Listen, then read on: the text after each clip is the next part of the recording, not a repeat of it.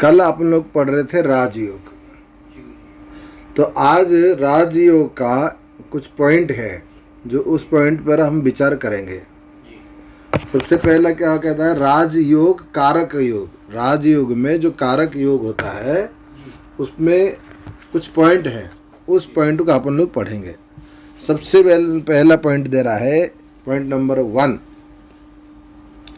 नवम और दसम, चतुर्थ और पंचम। यानी कि नवम और दसम, चौथा और पंचम, ये जो केंद्र त्रिकोण योग बनता है, ये एक मुख्य नंबर 1 पॉइंट है। जैसे कि कोई ग्रह नवम और दसम का स्वामी हो जाए या चौथा और पंचम का स्वामी हो जाए, 1 नंबर ये। और वो केंद्र या त्रिकोण में आके उससे नहीं, पहले एक पॉइंट जाओ। एक तो है नवम और दसम होना और दूसरा है चतुर्थ और पंचम होना। फिर नवमाधिपति और दसमाधिपति, नवमेश और दसमेश दसम में होना। नवमेश और दसमेश दसम में होना, ये भी एक कारक योग है, राजयोग का कारक योग। ठीक है ना। ये सब ये राजयोग का कारक जो थे ना, कैसे बनते हैं। अब तीसरा पॉइंट क्या है, दूसरा नवमेश और दसमेश नवम में होना।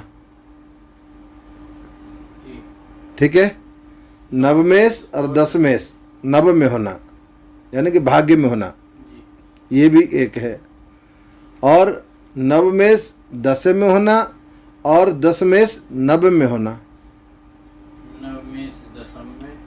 नवमेश दसम में हो और दसमेश नवम में हो, ये भी एक राजयोग कारक है, राजयोग कारक योग। फिर नवमेश नवम में हो और दसमेश दसम में हो। ठीक है ना। नवमेश नवम में हो और दसमेश दसम में हो। फिर आ जाओ, चतुर्थेश चतुर्थ भाव में हो और पंचमेश पंचम भाव में हो। चौथे में और पंचमेश पंचम में। चतुर्थेश चतुर्थ में और पंचम में हो गया। चतुर्थेश पंचम में हो और पंचमेश चतुर्थ में हो, और पंचमेश चतुर्थ में हो, ये भी एक कारक योग है।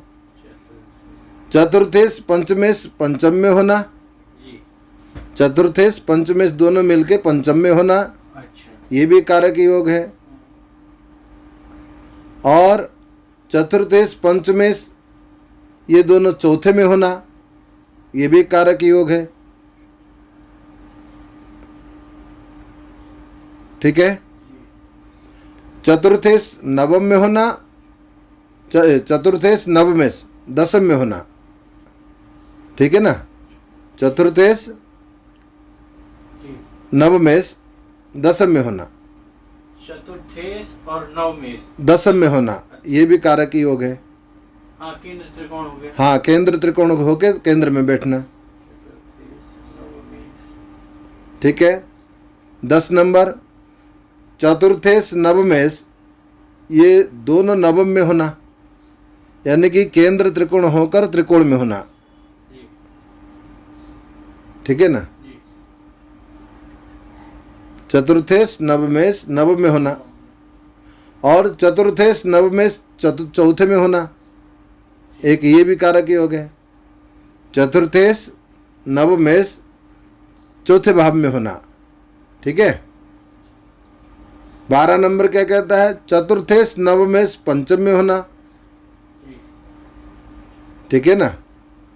चतुर्थेश नवमेश पंचम भाव में होना और चतुर्थेश नवम में होना, नवमेश दसम में होना। चतुर्थेश नवम में होना, नवमेश दसम में होना।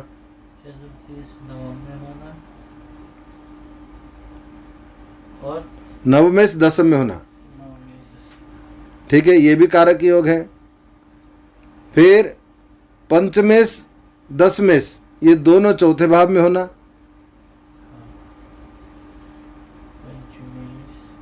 पंचमेश दशमेश चौथे भाव में होना, ठीक है, ये भी एक कारक योग है।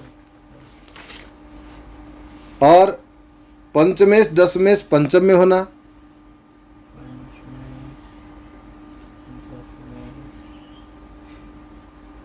ये भी कारक योग है।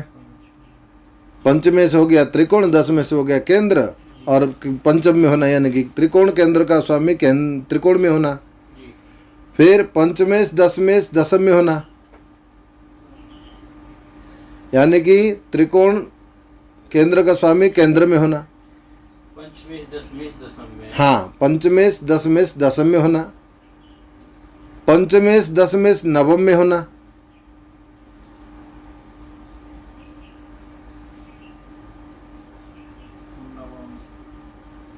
ठीक है। पंचमेश दशम में हो और दशमेश पंचम में हो, पंचमेश दशम में और दशमेश नवम में हो, ठीक है, ये भी कारक योग है। लग्नेश भाग्येश,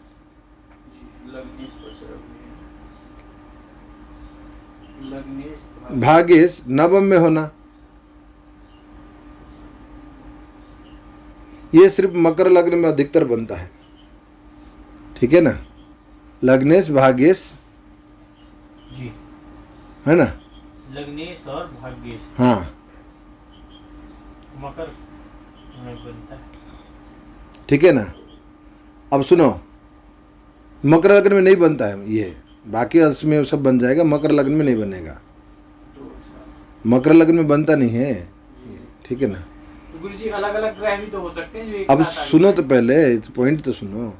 लग्नेश भाग्येश पंचम में होना,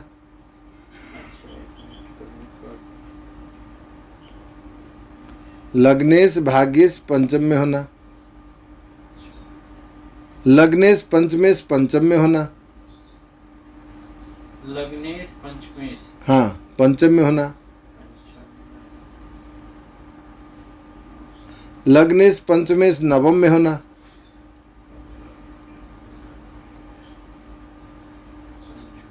लग्न में है, नवम में, लग्नेश पंचमेश नवम में, हाँ। सप्तमेश भाग्येश सप्तम में होना,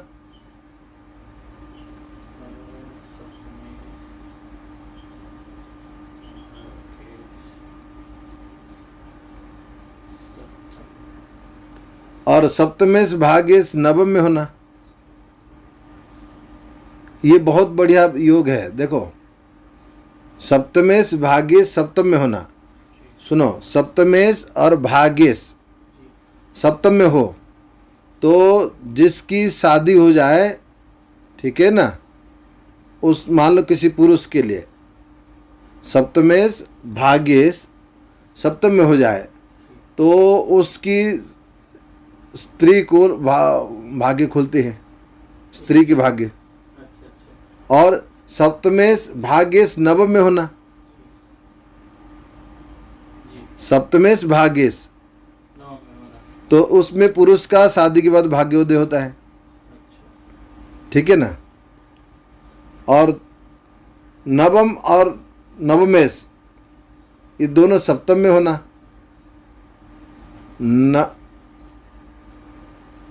सप्तमेश और भाग्येश नवम में हो, हाँ, सप्तमेश भाग्येश नवम में हो, और सप्तमेश नवम में और नवमेश सप्तम में हो, नवम में, और नवमेश नवमेश सप्तम में हो, ठीक है ना। पंचमेश नवमेश पंचम में होना,